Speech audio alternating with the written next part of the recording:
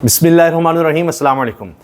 स्वात में पेश आने वाला अंधोनाक अफसोसनाक वाक़या, इस पर सब सोगवार हैं। पूरा स्वात, पूरे मुल्क में लोग परेशान हैं कि 18 लोग एक ही ख़ानदान के पानी में बह गए, जिनमें से चंद को ही ज़िंदा बचाया जा सका।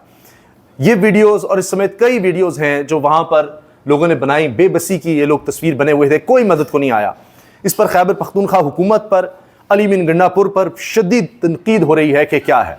अब हमारे मुल्क का अलमिया बन चुका है, इंतज़ामिया भी फेल हो रही है, अदालत भी फेल हो रही है, लोगों को इंसाफ भी नहीं मिल रहा और लोगों को सहूलियात भी नहीं मिल रही। लोग कहते हैं कि हेलीकॉप्टर क्यों नहीं यहाँ तक पहुंचा, 1-2 घंटे तक ये लोग यारो मददगार क्यों रहे, कहाँ थे रेस्क्यू के एहलकार। बार बार आते रहे, जाते रहे कि अच्छा पानी का भाव बहुत तेज है, हम कोई और इंतजाम करते हैं, वहां तक हम नहीं पहुंच सकते, रस्सी नहीं पहुंचा सकते।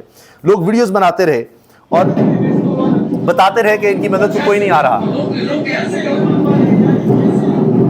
लोग इनको देखकर भी रोते रहे, बेबस रहे।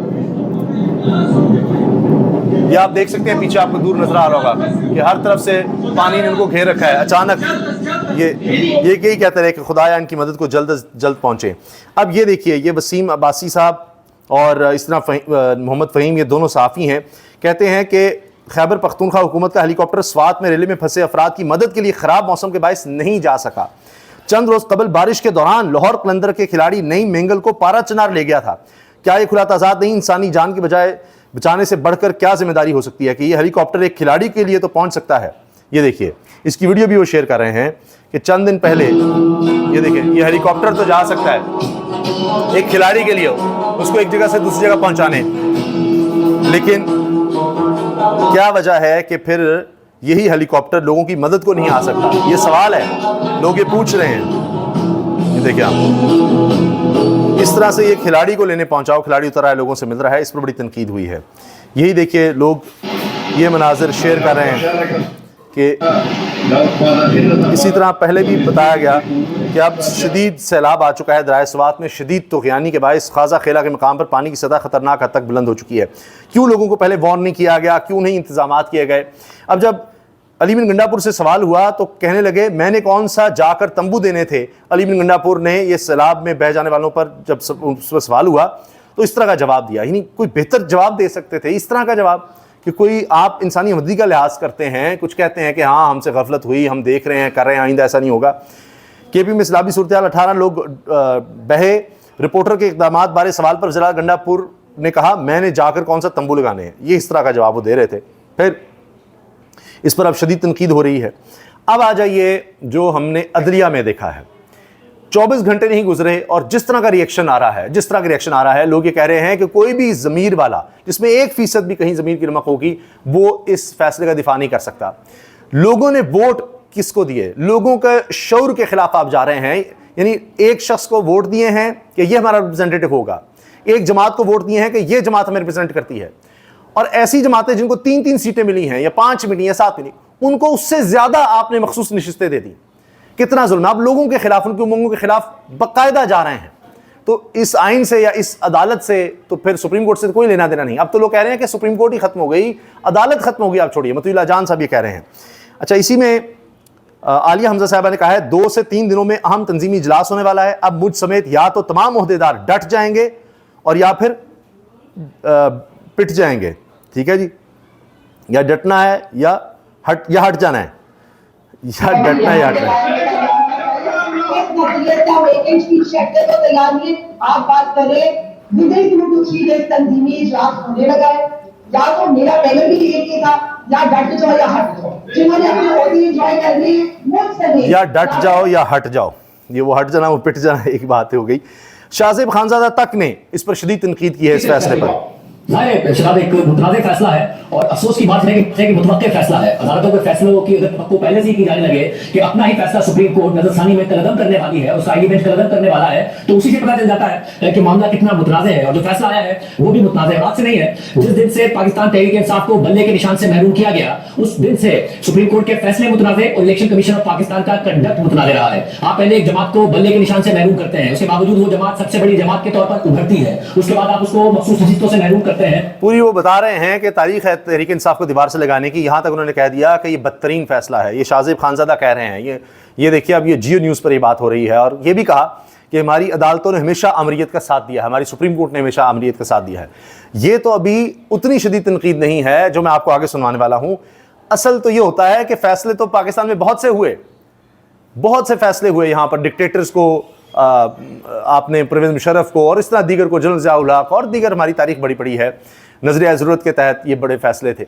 लेकिन भुट्टो का भी फ़ैसला था और बहुत से फ़ैसले थे कि तारीख़ में फिर क्या हुआ, उनकी वजह से हमारा मुल्क और तारीकी में गया और आज रद्दी की टोकरी में वो फ़ैसले, उनका हवाला दे रहे हैं। ये पेशावर हाई कोर्ट अगर फैसला दे भी दे तो सुप्रीम कोर्ट का अपना जो बेंच है वो फैसला देता है 13 रुकनी कि नहीं, ये विशिष्ट तरीके से आपकी बनती है और इलेक्शन कमीशन उस फैसले पर अमल नहीं करता। सुप्रीम कोर्ट के बेंच की तरफ से 8 जजेस की तरफ से 2 दफा वजाहत आती है कि अगर इलेक्शन कमीशन ताखीर करेगा तो इसके नतीजे होंगे। इलेक्शन कमीशन फिर भी नहीं अमल करता, फिर आपको पता ही है तरामीम होना, आईनी बेंच बनना, बेंच बनने के बाद यानी सुप्रीम कोर्ट का फुल कोर्ट फैसला, इलेक्शन कमीशन ने उस पर बार बार अमल ही नहीं किया। तो अब ये बात भी हो रही है कि जहांगीर जदून साहब, ये नून लीग के दौर में एडवोकेट जनरल भी रहे, PDM दौर में, इस्लामाबाद हाई कोर्ट के, उन्होंने कहा कि अब खत्म हो गई कहानी। अब तो यह है कि सारी कोर्ट भी कोई फैसला दे दे, अगर एग्जेक्टिव को मंजूर नहीं है वो रद्दी की टोकरी में डालेंगे, कहेंगे ऐसी तैसी, और अगर कोई एक जज भी उनका अपना है और वो फैसला देगा तो वो उस पर अमल दरामद फौरी तौर पर करवा देंगे। तो अब तो खत्म हो गई, अदलिया खत्म हो गई। अब तो शहबाज शरीफ चाहे आप बना दें या किसी और को सुप्रीम कोर्ट का आप कह दें ये जज है, आइन में कुछ भी तरमीम कर दें तो ये कर सकते हैं। फैसला आना, मेरा ख्याल है पाकिस्तान की तारीख में जब जब जमहूरियत को नुकसान पहुंचाया गया, जब जब आइन और कानून की पासदारी या बालादस्ती के खिलाफ मामला गए, सुप्रीम कोर्ट ने उसमें अपना हिस्सा डाला। भुट्टो साहब को फांसी देना हो, इसके अलावा नवाज शरीफ साहब के खिलाफ फैसले हो, और फिर अब ये फैसला चार बंदे के निशान से लेकर अब तक के फैसले, जब भी तारीख लिखी जाएगी उसमें लिखा जाएगा कि सुप्रीम कोर्ट ने तसलसल जारी रखा है पाकिस्तान में जमहूरियत और जो आइन और कानून की बालादस्ती उसके खिलाफ। आइन और कानून की बालादस्ती के खिलाफ हमेशा सुप्रीम कोर्ट ने एक तसलसल कायम रखा है, अमरीत के आगे झुके हैं। सुप्रीम कोर्ट के फैसले के खिलाफ अवाम सरापा एहतजाज, किसी सूरत भी अलीमा आपा को माइनस नहीं होने देंगे, और अदलिया के अपने फैसलों में जानिबदारी और बदयानती का रवैया जारी रहा तो अंजाम श्रीलंका जैसा होगा। ये जेहलम के लोग निकल आए और ये देखिए ये नौजवान सहाफ़ी दिखाता रहा। उसी वक्त फैसले के बाद ये देखिए रैली की सूरत में ये लोग निकले हैं और सड़कों पर आए। अच्छा जी, फिर इसी तरह सहाफ़ी क्या लिख रहे हैं कि जी जस्टिस अमीनुद्दीन खान, जस्टिस नईम अख्तर अफगान, जिन्होंने 12 जुलाई के फैसले को गैर आइनी कहा था, जिसमें फुल कोर्ट ने फैसला दिया था कि मखसूस नशिस्तें तहरीक इंसाफ की उनको दें, उसको उन्होंने कहा कि कोई ना इस फैसले को माने, और अब ये तहरीक इंसाफ से सीटें छीन कर आपने देखा कि बाकी सारी जमातों में बांटी गई हैं। तो इस पर इदारों के इस पर अमल की ज़रूरी उन्होंने कहा नहीं करना, ये 2 जजेस ने कहा था, अमीनुद्दीन और नईम अख्तर अफगान ने, जो अब खुद सरबराह बन गए अमीनुद्दीन साहब आइनी बेंच के। इन 2 जजेस के हमरा 5 नए जजेस जिन्होंने पहले केस सुना ही नहीं था, ना अब की कार्रवाई कोई सवालात किए, justice Musarrat Hilali, justice Shahid Bilal, justice Hashim Kakar, justice Amir Farooq, justice Ali Baqar Najafi ने नजरसानी मंजूर की। समझ आ गई, नहीं इलेक्शन कमीशन के हक में फैसला दे दिया, समझ आ गई होगी कि बेंच में पुराने की बजाय नए जजेस को क्यों शामिल किए गए, पुराने करते तो ये तादाद ना बनती, इसलिए उनको निकाल दिया। फिर मतुल्ला जान साहब कह रहे हैं और ये दिल सरफराज सीनियर सहाफ़ी, देखिए ना लोग अवाम में इस फैसले पर क्या राय है। इस फैसले का असर यह है कि सुप्रीम कोर्ट ने इस हुकूमत और इदारों के साथ मिलकर पाकिस्तान की सबसे बड़ी जमात को अपनी तरफ से मलिया मेट कर दिया। कानूनी और तकनीकी एतबार से इसकी शनाख्त छीन ली गई है। आइनी बेंच ने आइन की तशरीह के नाम पर बहुत बड़ी गैर आइनी हरकत की है। मतुल्ला जान ये कह रहे हैं पिछले 76 साल से हमारे जजेस जिस बर्तन में खाते रहे हैं, उनमें से बहुत से जजेस इसी बर्तन में छेद करते रहे हैं। जिस शाख पर बैठते हैं इसी शाख को काट रहे हैं। अमीनुद्दीन के फैसले से लगता है कि इसका इस मुल्क और इस इदारे में कोई स्टेक नहीं है। मतुल्ला जान अच्छा जी, इसके साथ हबीब अकरम कहते हैं आज का मतलूबा फैसला हासिल करने के लिए ही आइनी बेंच बनाया गया था और इस फैसले के लिए कई अदालती रिवायात को पैरों तले रौंदा गया और इस बेंच को बनाने के लिए काजी फाइज ईसा ने अदलिया के चेहरे पर कालक थोंपी। और सुनिए, इस केस के दरमियान जजेस ने कोई नोट्स नहीं लिए। सदीक जान, जरूरत ही नहीं थी उनको नोट्स को लेते हैं कि अच्छा फिर हमने फैसला देना है, उसमें लिखना है। जब पता हो कि क्या करना है, बताया गया हो कि क्या किस तरह का फैसला आना है, फिर उस तरह ही चल रहा होता है काम।